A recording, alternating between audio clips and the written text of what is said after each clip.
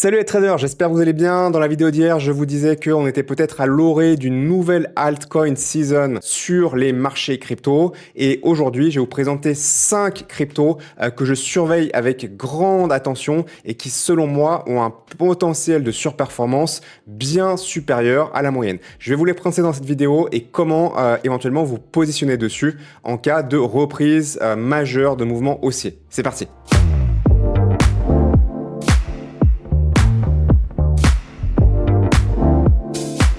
Allez, bienvenue dans cette vidéo. Je m'appelle Sylvain Marc, je suis trader indépendant depuis plus de 20 ans et fondateur de Stradogy, la plateforme leader francophone qui vous propose une salle de marché de trading et d'investissement sur les crypto-monnaies avec les meilleurs signaux du marché et tout un accompagnement qui va autour pour vous permettre de réussir en trading et en investissement dans la crypto. Pensez bien, si vous appréciez ce type de format, à mettre un pouce en l'air pour me signifier que je devrais en faire davantage du même type.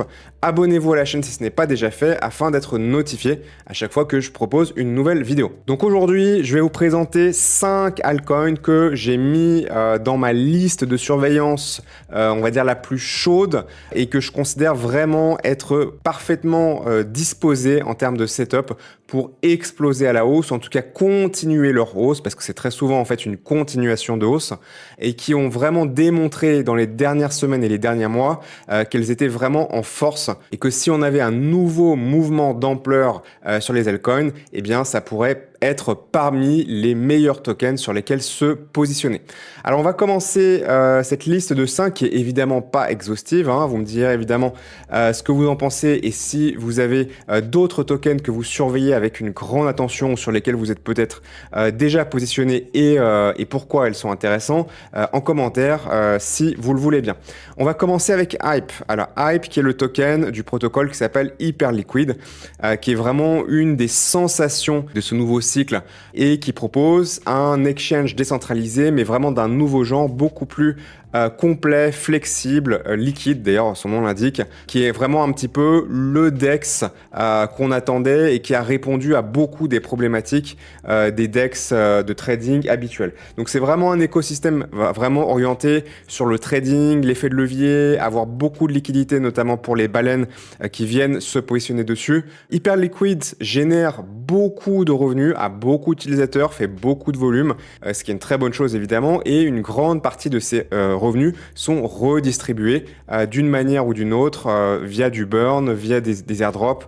Ça avait été un des airdrops les plus énormes qui a jamais été fait. On avait une première phase d'ascension, alors on voit pas toute la cotation ici. Je crois que ça avait démarré vers les 4 $, quelque chose comme ça. On était monté jusqu'à 35 $ quasiment en ligne droite. Et puis ensuite, on avait distribué pour redescendre jusqu'à 9 $. Et ensuite, on a le prix du token qui est revenu faire un x6 depuis avril dernier. Donc on est vraiment sur un token qui est en force, qui est en surperformance, qui continue d'être dans le top des protocoles qui génèrent le plus de revenus, aussi bien en journalier, en mensuel, etc. Vous pouvez les voir sur des sites comme Defilama par exemple. Et globalement, une très très bonne politique de redistribution de valeur, notamment à travers le token. Donc là, ce qu'on peut observer, c'est que on avait un premier ATH qui avait été testé puis franchi. Comme ceci, voilà, ici on avait d'abord échoué, on l'avait retravaillé et puis petit à petit on est en train de tout simplement s'en échapper par le haut, donc une zone voilà un petit peu de stabilisation et puis là on est en train de continuer une hausse de la valorisation à l'extérieur du premier ATH. Alors si on ignore là cette énorme mèche ici qui n'a pas forcément une valeur très importante, c'est même plus intéressant ici puisque vous pouvez constater que l'ATH ici est venu notamment se prendre appui et transformer la résistance en support et continuer à faire son escalier montant. On peut constater aussi que là on avait travaillé dans un range depuis mi-juillet et qu'on est en train de s'extraire de ce petit range de consolidation au-dessus du précédent ATH, qu'on est revenu le tester et qu'on rebondit à la hausse dessus. Donc on est vraiment dans quelque chose de très sain qui démontre vraiment de la force là où on a quand même 80% des altcoins qui sont dans le scénario quasiment inverse à celui-là. Donc comment est-ce qu'on se positionne sur ce type de graphique? Moi, la recommandation que je donne la plupart du temps, c'est si vous avez peur de rater le train, vous pouvez toujours mettre un petit ticket, d'accord, passer un premier ordre, mais avec un montant relativement limité par rapport au capital que vous avez investi dans la crypto, simplement pour être dans le train et pour lancer la machine et pour avoir ça un petit peu dans votre liste de surveillance parce que c'est une de vos positions actives. Comme ça, vous êtes sûr d'avoir au moins un ticket si jamais ça part de manière verticale sans jamais donner d'opportunité de consolidation ou de correction. Et ensuite, la position se construit graduellement en fonction des corrections et des nouveaux ATH. Donc ça veut dire qu'on a une poussée, puis une correction. La correction, ça représente une zone d'opportunité tant qu'on est dans une tendance haussière, évidemment. Donc là, on a une première opportunité et on a une deuxième opportunité quand on recasse tout simplement la résistance suivante. Donc ça fait 2 points d'achat différents et on peut continuer comme ça tant que la tendance haussière, évidemment, se continue. Il y a un moment donné où il faut savoir aussi commencer un petit peu à réduire le risque. Il vaut mieux être agressif sur les premiers mouvements, on va dire d'échapper à la hausse et puis après on réduire le risque et s'exposer de moins en moins, surtout quand ça commence à partir vraiment très très fort à la verticale et qu'il y a trop d'euphorie. Vous pouvez remonter vos stops au fur et à mesure, sécuriser vos positions, progresser au fur et à mesure, comme ça vous ne risquez pas de reperdre tous vos gains au cas où le token décide de crasher de manière très très rapide et violente à la baisse, comme malheureusement parfois ça peut arriver. Le deuxième token dont je vais vous parler aujourd'hui, c'est Avax. Alors Avax qui est une blockchain de Layer 1 qui avait été lancée sur le cycle précédent, donc en 2020-2021, et qui après le bear market, désolé, de 2022, allait un petit peu nulle part, voilà, et finalement dans une longue phase de consolidation. Mais je trouve que quand même, si on regarde sur le long terme ce token, donc depuis qu'il est coté sur Binance, en fait on n'est pas si mal que ça sur le long terme. Moi j'aime bien aussi les patterns qui démontrent de la résilience sur le long terme, surtout sur les cryptos. Parce que les cryptos, 99% des cryptos, en fait sur le long terme, elles vont à 0. Donc c'est quand même notable de remarquer que sur les 5 dernières années, c'est quand même pas négligeable à l'échelle, la temporalité du monde de la crypto, et finalement on est quand même plutôt résilient. Alors certes, on n'a pas repassé le plus haut historique qui avait été atteint en novembre 2021, mais on va pas à la cave non plus. On a comme ça des zones de support qui sont globalement plutôt montantes, même si évidemment on a un petit peu quelque chose de similaire dans l'autre sens. Mais il est quand même assez notable de remarquer qu'on est dans un très très long triangle de compression ici, et que pour l'instant, ces derniers temps, Avax, il a plutôt la pêche. Il a plutôt la pêche, il est plutôt en surperformance locale sur le marché actuellement. Là, depuis juin dernier, il est passé quand même de 16 $ à 32 $, donc il a doublé de valeur en l'espace de 2 à 3 mois sur un token qui est, je sais pas, entre 15 et 20 de market cap. C'est quand même pas négligeable non plus. Donc on est sur de la surperformance par rapport à Bitcoin ou Ethereum sur la période par exemple. Et moi j'aimerais bien voir ce token venir casser cette très très longue oblique pour peut-être après venir retester son plus haut historique. Alors évidemment, on n'est pas encore là, mais on est à x5 du plus haut historique, donc il y a quand même du potentiel. Et c'est quelque chose que je commence, moi, à avoir bien remis en liste de surveillance et surveiller si je peux pas trouver des petits points pour commencer à me positionner gentiment dessus. Là, on a eu quelque chose entre hier et avant-hier avec un cassage de résistance locale ici, qui est quand même plutôt propre. Alors, on est sur quelque chose de plus, d'un petit peu plus local. Quoique là, je suis en graphique 3 jours. Donc, si je zoome, en fait, là, c'est une résistance locale qui date de mai dernier. Donc, non, c'est pas si mal que ça. Et là, potentiellement, un appel d'air pour aller chercher donc cette fameuse résistance qui date de 4 à 5 ans. Il y aura probablement de la volatilité sur cette zone, mais j'aimerais beaucoup, par exemple, avoir quelque chose qui vienne le tester, puis le retravailler et ensuite peut-être partir en phase accélérative. Si on avait quelque chose comme ça ici, des shenanigans comme on dit en anglais, et ben ce serait assez intéressant, ce serait une opportunité parfaite. Ça veut pas dire qu'on l'aura, mais en tout cas, il y aura peut-être d'autres points intéressants pour se positionner. Troisième altcoin que j'ai en surveillance chaude actuellement, c'est Pump.fun. Donc le token Pump, qui est donc le token de l'écosystème Pump.fun, qui est le launchpad qui a le plus de revenus de très très loin de tout ce type de protocole. Donc ça c'est, si vous ne savez pas ce que c'est un protocole qui permet de lancer finalement son propre token en l'espace de quelques minutes. Et donc, ça permet notamment de déployer des milliers, des centaines de milliers de meme coins. L'immense majorité va à zéro et quelques-uns valent des milliards, comme par exemple Fartcoin ou quelques autres du même genre. PumpFun qui est comme Hype, un protocole qui génère beaucoup de revenus. Donc c'est quand même finalement, si on regarde des cryptos, si on regarde des protocoles comme des sociétés, bah, finalement la première chose qu'on va voir c'est est-ce qu'il y a des revenus, est-ce que ces revenus sont importants pour tout simplement générer du profit et que ce profit ensuite d'une manière ou d'une autre vienne se réinjecter dans la valorisation du token. Donc c'est quand même pas mal de garder un petit peu ça en tête. Donc PumpFun qui génère énormément de profits, des millions chaque jour. Avec Hype, ils font partie vraiment des top protocoles en termes de génération de revenus et puis surtout sur le long terme, pas juste pendant quelques jours ou quelques semaines, mais depuis un an de manière très régulière. Donc le token a été lancé très récemment, il a été lancé en juillet, il a commencé par crasher, mais ça c'est, j'ai envie de dire, c'est le classique, d'accord? Ça veut pas forcément dire quand un token crash et baisse très fortement après son lancement, ça ne veut pas forcément dire que c'est fini et que c'est la démonstration que le projet est mauvais, que le protocole est mauvais. Ça peut être pricé trop pour démarrer, il peut y avoir un excès de spéculation, les market makers qui se positionnent, il y a plein de raisons qui peuvent expliquer ça. Ce qui se passe après, par contre, est très intéressant. Donc là, en fait, on a eu un grand W avec un double bottom ici, et qui ensuite est parti, mais vraiment à la verticale, qui est passé de 0,026 à 82, donc qui a fait 3,5 en l'espace de 3 semaines. 3,5 multiplié par 3,5 en l'espace de 3 semaines.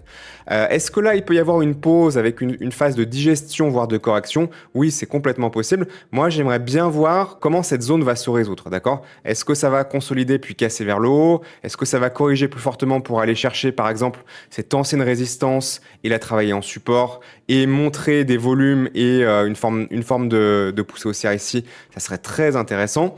Là, comme ça, tout de suite, moi, je ne me positionnerai pas immédiatement. Je ne mettrai pas un ticket immédiatement, mais c'est un protocole qui génère de revenus et qui arrive à se renouveler, c'est-à-dire qui arrive à lancer des nouveaux concepts, comme notamment le live streaming, qui rémunère les créateurs de contenu.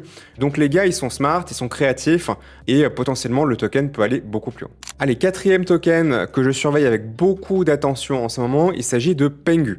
Alors Pengu, c'est à mi-chemin entre le meme coin, le NFT.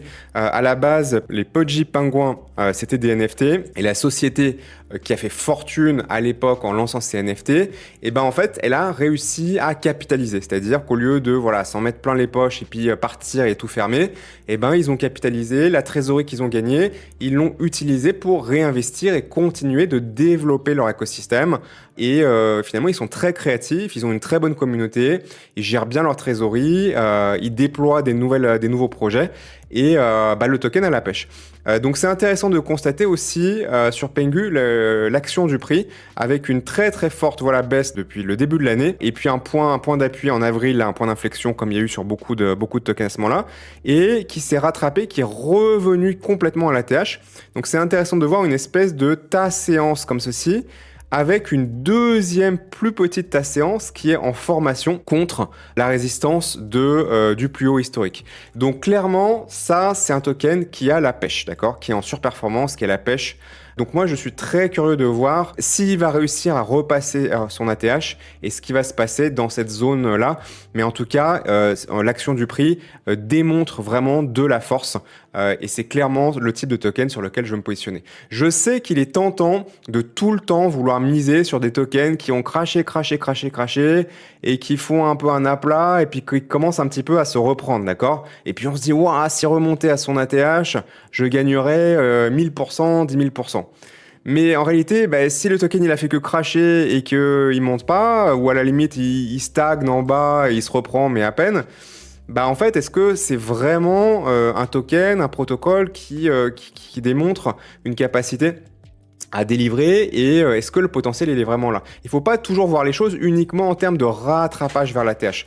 Parfois oui, parfois il y a des contextes où c'était intéressant pour fixer des objectifs, mais parfois en fait il faut juste miser sur les leaders en fait, hein. Il faut juste miser sur ceux qui poussent et qui démontrent de la force. Allez, la dernière altcoin de ce petit top 5 de surveillance que je voulais vous présenter aujourd'hui, qui potentiellement peut me faire un petit peu mentir sur ce que je vous disais à l'instant sur le fait de se positionner sur des tokens qui font que baisser et qui stagnent en bas et qui font miroiter un retour à la TH. Il peut bien évidemment y avoir des exceptions et il peut y avoir des situations où ça reste quand même intéressant. Mais il faut être très vigilant, il faut faire très attention au pourquoi. C'est-à-dire que quand on a un token qui fait ça, d'accord, et puis là, une phase de consolidation en bas ici qui commence à casser à la hausse.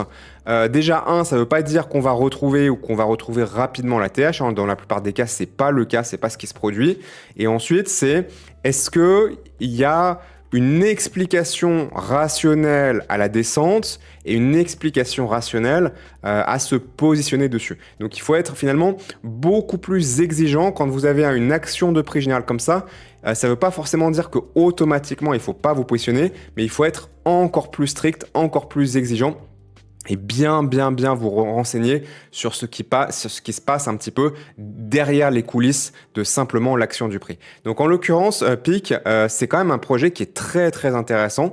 La baisse ici s'explique tout simplement par le fait que après le lancement du token, eh bien en fait, il y a beaucoup de tokens qui viennent de l'ICO qui sont encore verrouillés, qui n'ont pas encore été livrés, et donc ce qu'on appelle la FDV, donc Fully Diluted Valuation, qui est très très élevée par rapport à la valorisation, la market cap actuelle du projet.